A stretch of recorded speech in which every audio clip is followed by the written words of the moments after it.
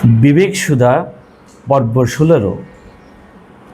নিজের ভাব বেশি লোকের কাছে বলা ঠিক নয়, বিশেষ করে যারা বিরুদ্ধ ভাবাপন্ন, তাতে ভাবের হানি ঘটে। মানুষ জন্ম কত দুর্লভ, একমাত্র মানুষ জন্মেই ভগবান লাভ হয় এবং তা করতে হবে। এই জন্মে খেটে খুঁটে মনটাকে এমন জায়গায় নিয়ে যেতে হবে যেন আর জন্মাতে না হয়।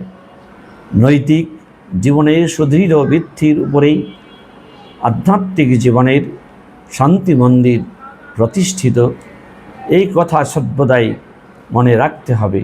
কামনা বাসনা বা প্রবৃত্তির দাসত্ব ছেড়ে বিবেক বৈরাগ্যতে তপস্যা ও সংযমের আশ্রয় গ্রহণ করা পর্যন্ত সুখ দুঃখের চিরনিবৃত্তি বা সুখী শান্তি লাভ করা যায় না।